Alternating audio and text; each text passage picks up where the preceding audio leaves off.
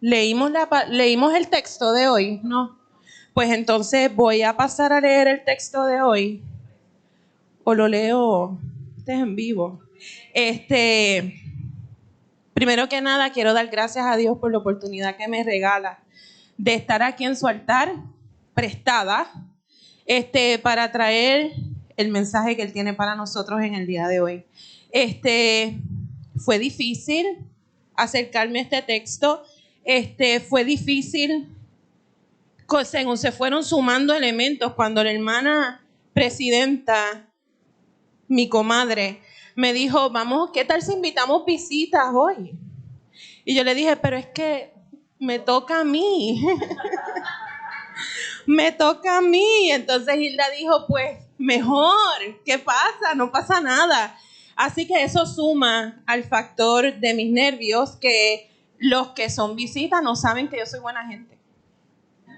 Los que están aquí ya saben, yo me imagino, tienen que testificarlo. Ustedes saben que yo soy buena gente.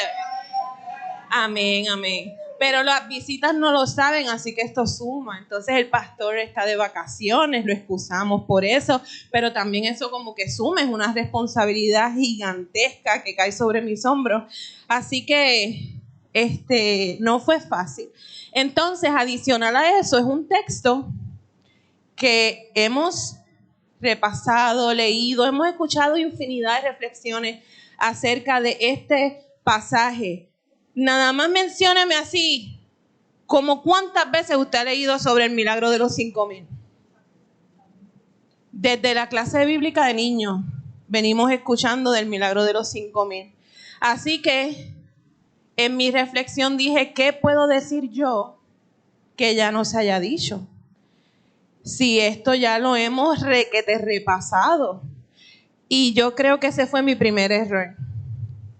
Por pensar que el mensaje era mío. El mensaje no es mío. El mensaje es de Dios. Y Dios tiene esta única capacidad para renovar su palabra y para hablarnos cada día de manera diferente y de presentarnos un texto por un ángulo que no habíamos pensado anteriormente, que nadie se les había ocurrido, que por lo menos nosotros no lo habíamos escuchado. Así que la palabra de Dios se renueva.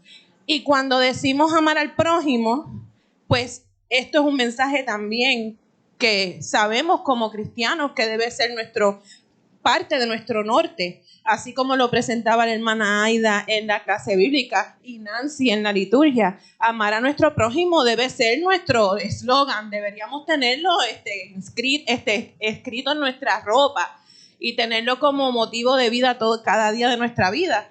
Así que, ¿qué puedo decirles yo hoy que ustedes no hayan escuchado, que les refuerce en el corazón que debemos amar a nuestro prójimo? Me presento entonces ante el texto que se encuentra en el libro de Mateo, capítulo 14, los versículos del 13 al 21. Así que si quieren acompañarme en la lectura, Mateo 14, del 13 al 21, también está en la pantalla. En el nombre del Padre, del Hijo y de su Espíritu Santo. Oyéndolo, Jesús se apartó de allí en una barca a un lugar desierto y apartado. Y cuando la gente lo oyó, le siguió a pie desde las ciudades. Y saliendo Jesús, vio una gran multitud y tuvo compasión de ellos, y sanó a los que de ellos estaban enfermos. Cuando anochecía, se acercaron a él sus discípulos diciendo: el lugar es desierto y la hora ya pasada. Despide a la multitud para que vayan por las aldeas y compren de comer. Jesús les dijo: no tienen necesidad de irse, dadles vosotros de comer. Y ellos dijeron: no tenemos aquí sino 5 panes y 2 peces. Él les dijo: traédmelos acá. Entonces mandó a la gente recostarse sobre la hierba, y tomando los 5 panes y los 2 peces, y levantando los ojos al cielo, bendijo y partió, y dio los panes a los discípulos, y los discípulos a la multitud. Y comieron todos y se saciaron, y recogieron lo que sobró de los pedazos, 12 cestas llenas. Y los que comieron fueron como 5,000 hombres, sin contar mujeres y niños. Bendita sea la palabra de nuestro Dios. La semana pasada, la predicadora fue nuestra hermana Talia Méndez y me parece pertinente que repasemos para traer en contexto y presentarnos ante la reflexión de hoy. Repasemos qué fue lo que nos trajo la hermana Talia. La hermana Talia tuvo la encomienda de repasarnos y de condensarnos el mensaje que nos daban 5 parábolas en una sola reflexión. Pero para hoy, obviamente, ya hermana Natalia trajo el mensaje. Yo les voy a resumir de una manera cronológica más o menos el resumen de ese mensaje. Comenzamos nuestra vida espiritual tan pequeños como un grano de mostaza. Vamos creciendo en amor, servicio y en nuestra relación con Dios. Nos convertimos en árboles fuertes y nos damos cuenta de la perla de gran precio que Dios nos ha regalado. Decidimos si escondemos la perla o la compartimos. Y finalmente Dios echará la red al mar y escogerá los peces que han vivido conforme a su propósito y su voluntad. Ese es el súper resumen, pero me parece pertinente que vayamos a él antes de presentarnos al mensaje de hoy. Hoy tenemos en nuestras manos el milagro de los 5,000. Más o menos ya sabemos que hemos escuchado esto 1,000,000 de veces. Hasta en algún momento yo escribí un monólogo sobre el milagro de los 5,000, pero visto desde la niña, era niña porque era alondra. Así que ya había tenido que pasar por este texto y traer un mensaje. Así que tenemos ante nosotros este milagro de los 5,000. Una historia que hemos escuchado desde múltiples puntos de vista, pero hoy lo vemos desde Mateo. Cada libro presenta esta misma historia. Marcos, Lucas y Juan presentan esta misma historia, pero enfatizan aspectos de la historia previa y posterior diferentes. Pero en el camino de mi reflexión personal, tan pronto leí el libro de Mateo, resaltaron 2 cosas bien importantes para mí, y es el mensaje que voy a traer en el día de hoy. La historia de Mateo narra cómo Jesús se aparta con sus discípulos a un lugar retirado y desierto en la ciudad de Betsaida, al lado contrario de Nazaret, cruzando el mar de Galilea. Estando allí con sus discípulos, se percata de que una multitud le siguió. ¿Y por qué Jesús había decidido apartarse? En los versículos anteriores nos narra el autor que sucedieron varias cosas antes de que Jesús decidiera apartarse hasta la ciudad de Betsaida. En un principio, a Jesús le acababan de dar la noticia de la muerte de Juan. Entonces, pensemos un momento. Cuando Jesús vino a la tierra, no vino a cumplir un propósito. Vino a cumplir el plan de Dios Padre. Pero Jesús no vino a la tierra como un espíritu a pasar por la tierra. Él vino a vivir en carne y hueso lo que vivimos tú y yo. Él vino a sufrir y a padecer todo por amor a nosotros. Así que Jesús acaba de recibir una mala noticia, una pésima noticia.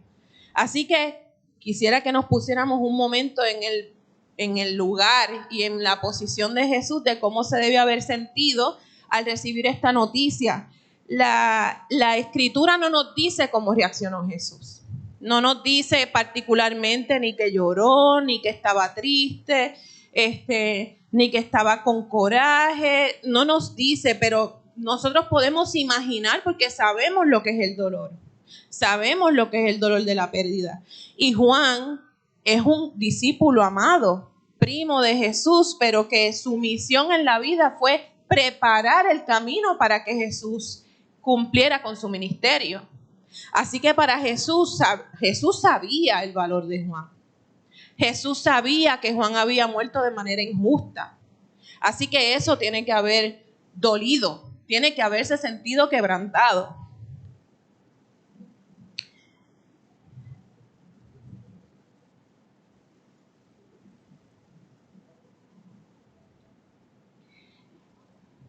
Jesús, ante la noticia de la muerte de Juan, debió haberse sentido completamente quebrantado. Debió haber sido una noticia súper triste. Pero además de eso, los demás evangelios nos narran que antes de que eso ocurriese, también Jesús había tenido un sinsabor cuando fue a visitar a su tierra natal, Nazaret, y no tuvo un buen recibimiento. Jesús, el pastor lo predicó, lo mencionó hace algunos domingos atrás, que cuando Jesús fue a Nazaret, no le recibieron bien. Pusieron juicio sobre la palabra, pusieron juicio sobre los milagros que él estaba haciendo. Así que Jesús opta por retirarse y decir: ustedes discípulos, yo los capacito, vayan ustedes, hagan los milagros, vayan ustedes, sanen, vayan ustedes y prediquen, porque a mí no me están recibiendo, a mí no me están escuchando. Así que Jesús se enfrentaba a esas dos experiencias que debieron haberle apretado el corazón.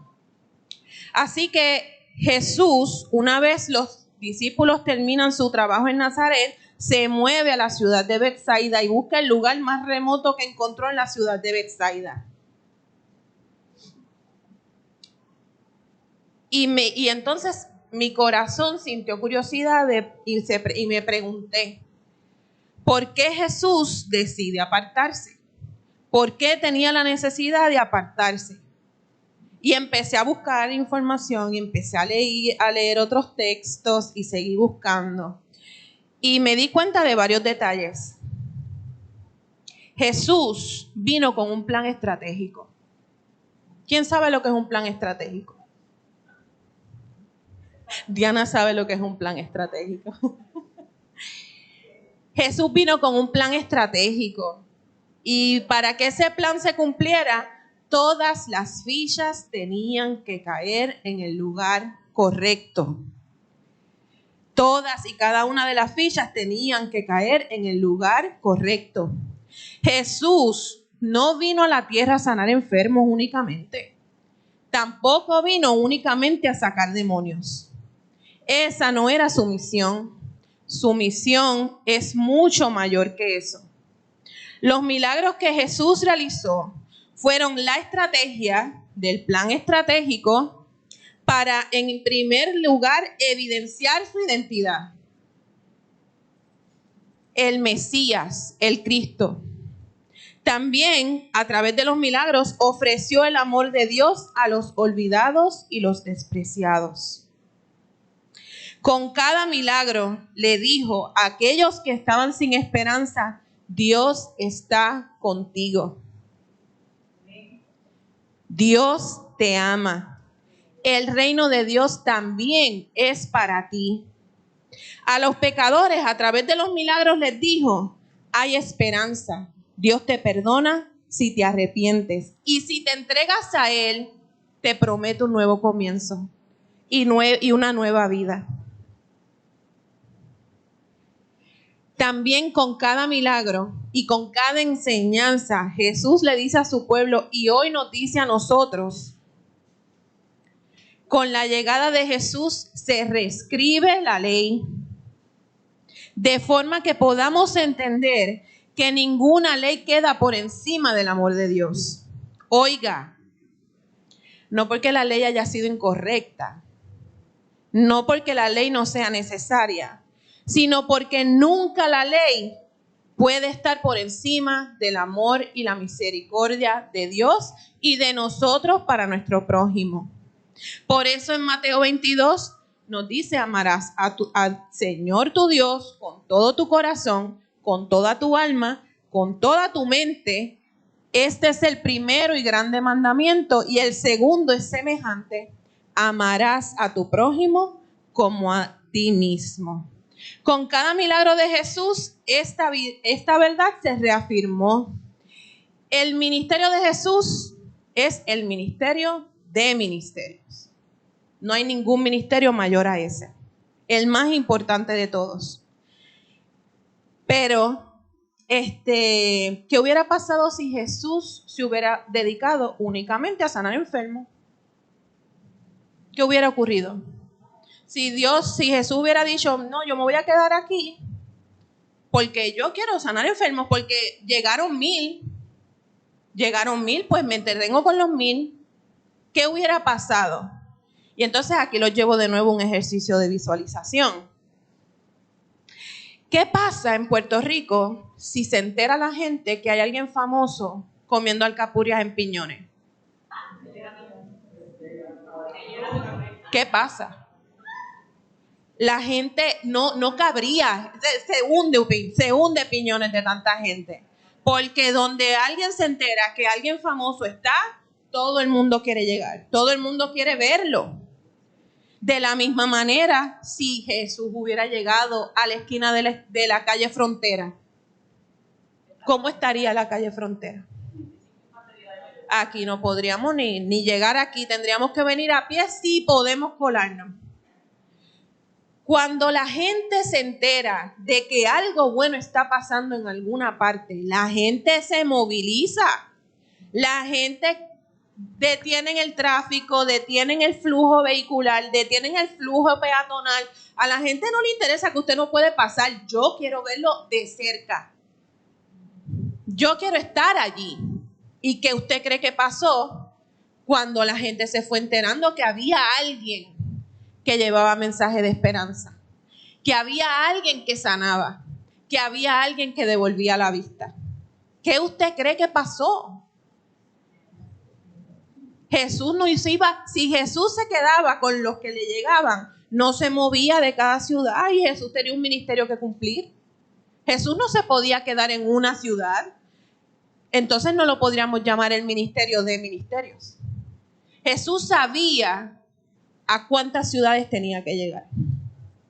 Jesús sabía a cuántas personas tenía que tocar. Y no lo podía hacer quedándose en un solo sitio. Y no lo podía hacer sanando a los 10,000 que le llegaban. Porque el propósito de Dios no necesariamente era eso. El propósito de Dios, inclusive Jesús a muchos de los que sanó les dijo, no le digan a nadie lo que aquí ha acontecido. ¿Por qué Jesús necesitaba que no se le dijera? Hermanos, Jesús tenía que llegar a tiempo a cada ciudad. Si Jesús se quedaba en cada ciudad que llegaba una multitud, no iba a cumplir con el tiempo. Es un plan estratégico, todo está perfectamente alineado. Jesús tenía que estar en la fecha indicada, en el lugar indicado para encontrarse con la persona indicada. Así que Jesús estratégicamente comienza a moverse a lugares desiertos, a lugares apartados, a lugares donde Jesús pudiera, una vez terminara su misión en ese lugar, moverse con facilidad y con rapidez. Porque Jesús ya sabía que tenía que estar en otro lugar. No tenía reloj, pero sabía que tenía que llegar en la hora indicada en el otro lugar. ¿Y por qué Jesús no quería que se regara la voz? Jesús, todo el mundo lo amaba. Jesús tenía enemigos. Jesús tenía enemigos. Jesús tenía personas que querían entorpecer su misión en la tierra. En este punto ya hasta Herodes quería conocer a Jesús. Herodes dijo, tráiganmelo aquí que lo quiero conocer porque eliminé a Juan y todavía me queda uno. Eliminé a Juan y todavía me queda uno. Así que Jesús estratégicamente tuvo que establecer como estrategia quedarse en lugares apartados para poder movilizarse con rapidez. No era que temía que lo encontraran, era que no podía ser encontrado en ese momento. Así que Jesús, en esta historia, se aparta a un lugar desierto y se da cuenta que hay una multitud que le sigue. Y esta multitud ya él sabía que tenía más fe que la que se encontró en Nazaret. Jesús y sus discípulos se habían percatado que les seguía una multitud. ¿Y cuál es la reacción de Jesús? Dice la palabra que Jesús tuvo compasión de ellos. En Marcos dice que Jesús dijo que parecían ovejas sin pastor. Yo me imagino que llegó Jesús cansado, con hambre, luego por darse un descansito, un nap, después de haber trabajado arduamente, después de haberse movilizado hacia ese lugar. Pero Jesús, como siempre, no se enfocó en sus necesidades, sino que tuvo la capacidad de ponerse a sí mismo en un segundo plano y enfocarse y ver la necesidad de otros. Jesús manejó su dolor, su cansancio, su tristeza, mientras trabajaba en la obra, un milagro a la vez. Al llegar la tarde, los discípulos se acercan a Jesús con un dilema. Pero no se preocupen, que los discípulos traían el problema y traían la solución. Le dicen a Jesús: está cayendo la tarde, la multitud tiene hambre y aquí no hay ni comida ni dinero para tanta gente. Vamos a despacharlos y que se resuelvan como puedan. Eso es en buen boricua. Que se resuelvan como puedan. Los discípulos no pensaron en la capacidad que tuviese la gente de moverse, ni en sus recursos económicos, ni en la hora que era, ni en la condición física en que se encontraba la gente. Despachémoslo y que se resuelvan como puedan. Ese problema no es de nosotros. Ellos buscaron la solución práctica y fácil, que cada cual se resuelva y nosotros seguimos con lo de nosotros. Lo que tenemos, vamos a invertirlo en nosotros mismos. Los discípulos venían de predicar, liberar y sanar. No es que estaban relax. Ellos venían de trabajar, así que ellos estaban pensando: no, vamos a alimentarnos nosotros y vamos a descansar nosotros, que los demás resuelvan su problema. Esa fue la solución de los discípulos. Y yo me imagino que ustedes están claros que probablemente hubiera sido nuestra solución. ¿O usted piensa que usted haría diferente? ¿Usted le quitaría el pan a su hijo para dárselo al hijo del otro? La solución de los discípulos es la que hubiéramos tomado nosotros. No nos pensemos que somos seres más elevados que los discípulos. Hubiéramos hecho exactamente lo mismo. Pero Jesús nunca opta por la solución fácil, ni la práctica. Tampoco le dijo a la gente: este es tu problema, resuelve como puedas. Jesús nos enseña a través de este pasaje que los milagros hay que gestionarlos. Jesús ve cuán inmensas son las posibilidades una vez le cedemos el control de cada situación a Dios. Jesús dice: ¿por qué alimentar a 13 si puedo alimentar a más de 5,000? Y Jesús no se queda solo con el trabajo. Jesús pudo haberse volteado de espalda, multiplicar los panes y los peces y repartan ahí. Eso no fue lo que hizo Jesús. Jesús dijo: vayan, pónganse a trabajar, que nosotros no vinimos a descansar. Pónganse a trabajar, vayan y díganle a la gente que se siente en el césped y que esperen. Jesús pudo hacer este milagro de 1000 maneras, pero Él lo hizo en vivo. Levantó el pan y lo cortó. Y con la mano de Dios el pan se multiplicó. Jesús no vio las canastas de pan multiplicadas. Él las partió para que se fueran multiplicando. Gestionó el milagro. Creyó en que Dios sería quien daría la provisión. La provisión no estaba ahí, pero él sabía que Dios la daría. Y cuando Jesús le dice a los discípulos que vayan y le digan a la gente: pósense en el césped y esperen, Dios les está diciendo a toda esa gente: miren cómo yo trabajo. Siéntense a esperar y a ver cómo yo trabajo. El poder que está en mis manos. No porque de aquí en adelante el mensaje es que todas esas personas se van a sentar a esperar, sino porque todas esas personas van a testificar qué fue lo que ocurrió en ese lugar. Si había más de 5,000, multiplica ese testimonio, 1 por cada 5,000. Si se lo contaron a 2, ya vamos por 10,000. Así que Dios sabía y Jesús sabía cuál era el propósito de por qué hacer el milagro de esta manera. Y por qué mandarlos a sentarse y ver cómo Dios trabaja. A esas personas que se congregaron allí, nadie les dijo, llega allí. Nadie les dijo, ve que ahí te espera algo. Esa gente la movió su fe. Esa gente la movió la posibilidad de tener esperanza. No sabemos el contexto de cada persona que estaba allí, pero sabemos que tenían necesidad porque si no, no hubieran llegado. Así que Jesús sabía cómo se iba a multiplicar ese testimonio de todos los que estaban allí presentes, que iban a tener la capacidad de ver este milagro. Cada persona que estaba allí buscaba la experiencia de ver a Jesús con sus propios ojos. El maestro sabía que esa multitud sería testigo. Los milagros allí realizados se contarían miles de veces más.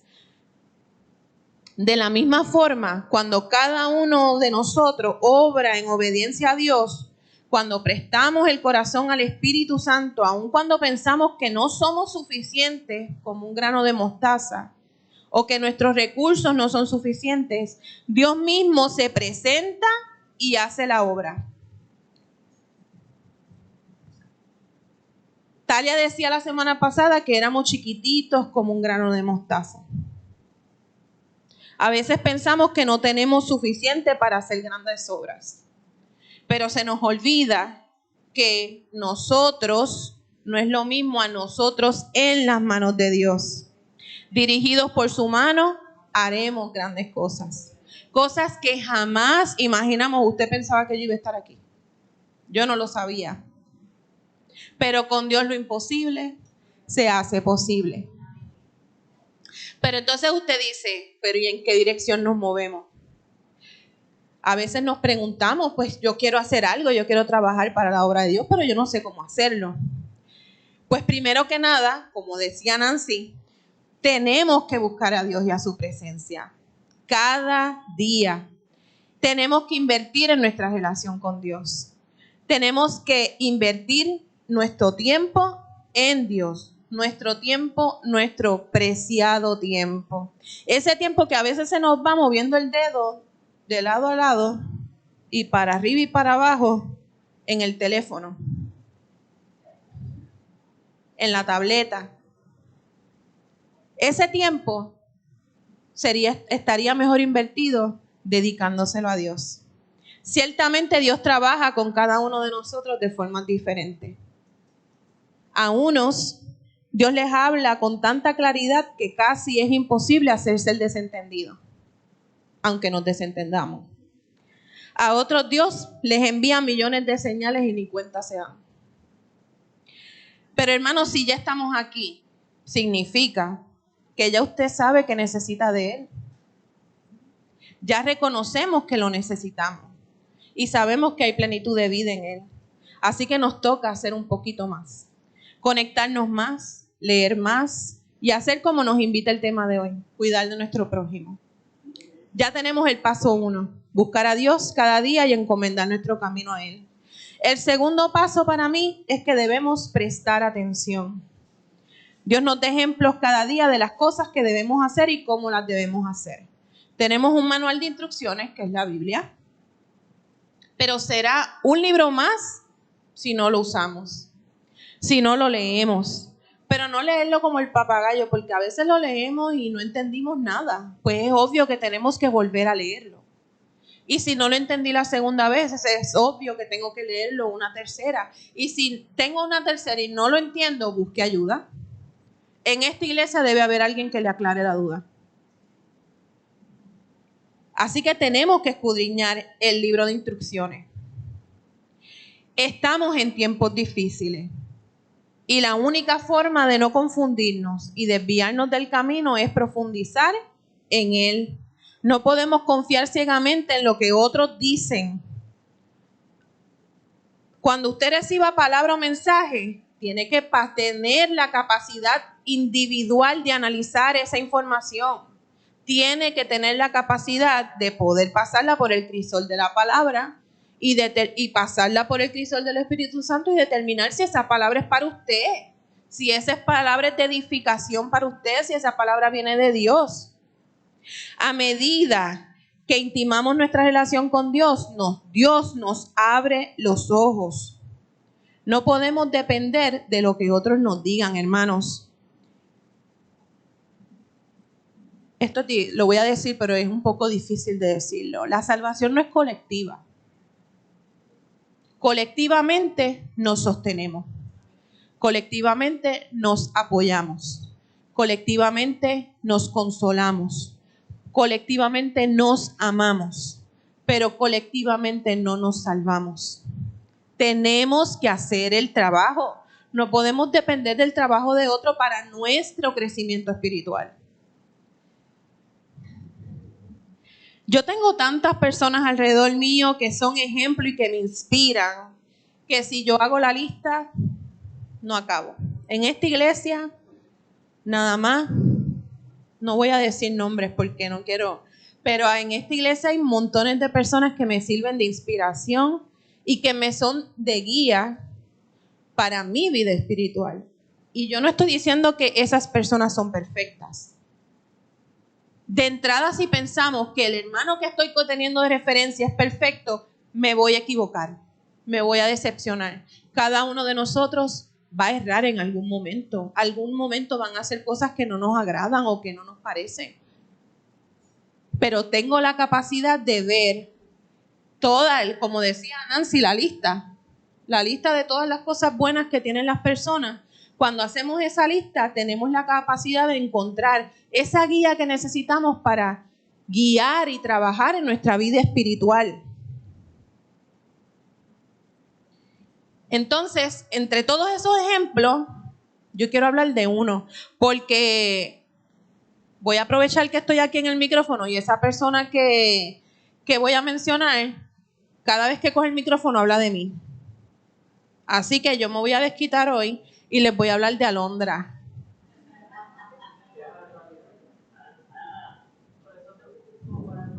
Así mismo es. Ustedes saben que mi hija Alondra es especial. ¿Verdad que sí? Amén. Pues Alondra, desde muy pequeña, nos dio a su papá y a mí muchas lecciones. Como una bebé y una pequeña niña me da lecciones a mí de vida. Porque presté atención. Porque el Señor me conmovió a través de mi hija. Y Alondra siempre se metía en problemas. ¿Usted la ve ahí? Esa niña siempre estaba metida en problemas, pero eran problemas buenos. Alondra se metía en problemas, bueno, a veces no tan buenos, como cuando llevaba un cargamento de cosas que no iban para la escuela, pero que ella las llevaba como quiera. Esas no eran tan buenas, pero Alondra se metía en problemas buenos. Alondra era como una mini Chapulín Colorado, en versión femenina. Alondra se ocupaba tanto del prójimo que se metía en tantos problemas. Siempre estaba pendiente de sus padres y de toda su familia. Pero cuando estaba en primero o segundo grado, Alondra, aquel que fuera molestado por otra persona al frente de Alondra, que se preparara. Porque ese chispo de niña se le iba a parar de frente y le iba a cuestionar el atrevimiento de burlarse de un amigo de Alondra. Así era Alondra. Así era. Iba defendiendo como el Chapulín Colorado a todas las causas nobles y se metía en una de lío en la escuela. José y yo nos pasábamos en la oficina.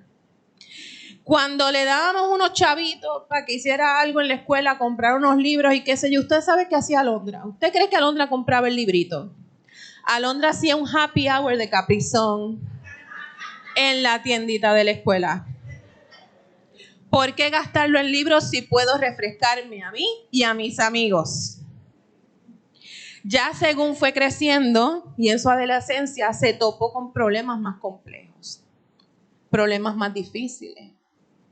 Y Alondra siempre tuvo la capacidad de estar ahí para sus amigas. Y entonces mi chip de madre le decía a Alondra, ese no es tu problema. No te metas en ese problema no es tuyo. Y Alondra me decía, pero es mi amiga. Yo no la voy a dejar sola. Me voy a enfrentar a quien sea. Y le tuve que decir a fulana y a sutana que y seguía por ahí para abajo a hacerme la historia. Alondra no dejaba a nadie desamparado. Ni sin comida, ni sin bebida. Mis finanzas son testigos de eso. Tenía que darle chavos para ella y para aquella que ella se había dado cuenta que, fíjate, mami, es que le gusta la Coca-Cola y no le dieron los chavos para la Coca-Cola. Así que mi hija, desde que nació, anda dándome lecciones de vida y yo he prestado atención. Y en parte, si estoy aquí de pie, en parte es Alondra. Porque Alondra nunca dijo que no. Aquí a esta iglesia, Alondra nunca ha dicho que no. ¿Y cómo yo me voy a atrever a decir que no? Si mi hija, mi chispo, dice que sí. Y Alondra no es mi único ejemplo de solidaridad y de amor al prójimo. ¿O ustedes no conocen a Ileana Font? Ustedes no conocen a Ileana Font. Por si no lo saben, es mi madre. Mi madre es dada al prójimo. Vive en servicio. Es su vocación. ¿Y cuántas veces yo no le he dicho a mami, mami, eso no es problema tuyo? Mami, te tienes que cuidar tú. Y allá va mami a resolverle a quien sea, cuando sea, donde sea, cuántas veces sea necesario. Tenemos que prestar atención. Los ejemplos están ahí. Dios usa todos los recursos disponibles para llamar nuestra atención y decirnos, necesito que te muevas en mi nombre. A veces nos enfocamos en nuestras necesidades y dejamos de mirar a nuestro alrededor.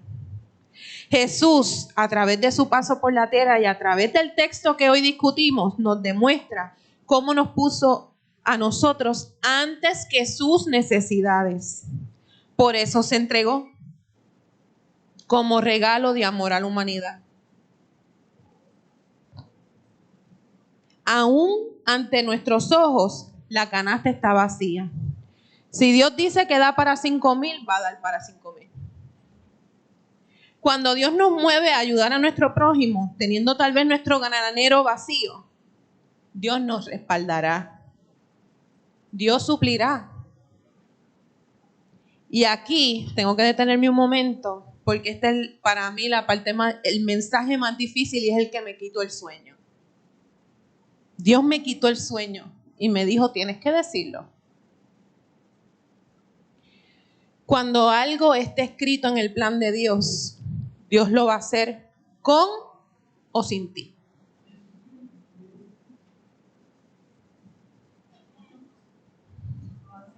Lo que ya está en el plan estratégico de Dios, Él lo va a hacer yo diciendo que sí o yo no haciendo caso. Dios va a cumplir. ¿Quién puede dar testimonio de que Dios va a cumplir? Lo va a hacer con o sin nosotros. Dios nos llama a trabajar en su obra y nos llama a trabajar de diferentes formas. Y durante mucho tiempo nos llama.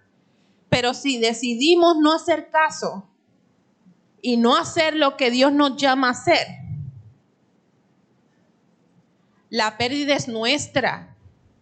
Porque cada vez que Dios nos llama, nos está regalando la oportunidad de participar de la bendición.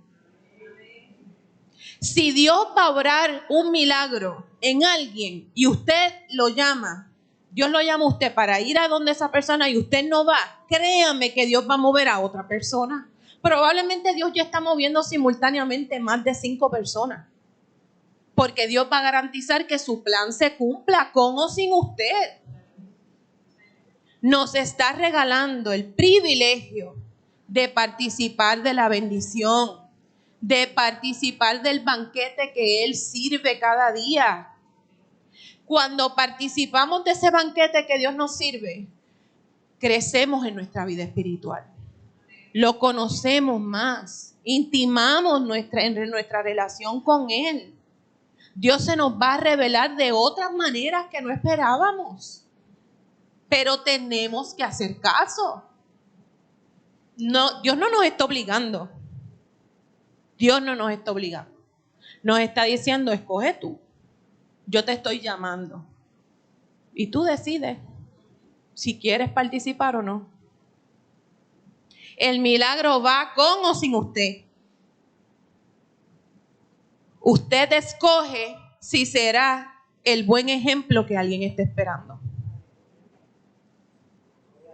Así como yo tengo el ejemplo de Alondra, así como yo tengo el ejemplo de mami, yo me tengo que encargar de ser un buen ejemplo. Y cuando no soy un buen ejemplo, créanme que el Señor me lo dice. Cuando yo no soy un buen ejemplo, créanme que el Señor me lo dice. Y tengo que arreglar. Si no, pregúntale a Alondra, que tiene una lista. Cuando me equivoco, tengo que arreglar. Tenemos que ser un buen ejemplo. Tenemos que convertirnos en testimonio vivo de la obra de Dios en la tierra.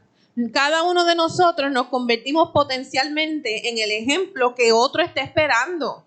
Usted escoge qué ejemplo va a ser.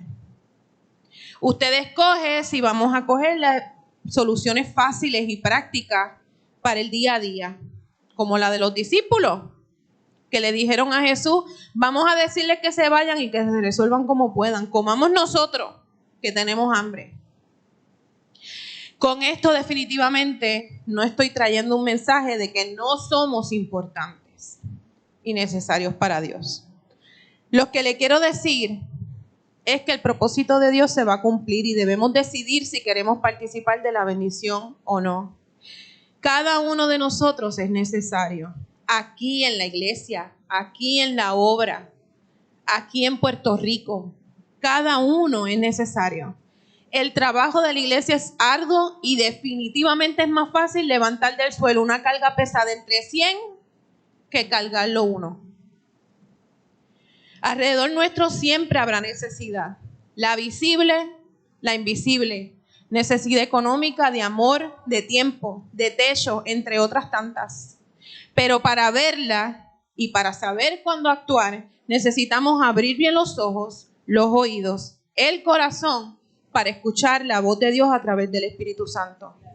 Tomemos como norte aquello que dejó escrito Pablo a la iglesia en Colosenses 2. Por tanto, de la manera que habéis recibido al Señor Jesucristo, andad en Él, arraigados y sobreedificados en Él, y confirmados en la fe, así como habéis sido enseñados, abundando en acciones de gracias. Dios nos bendiga.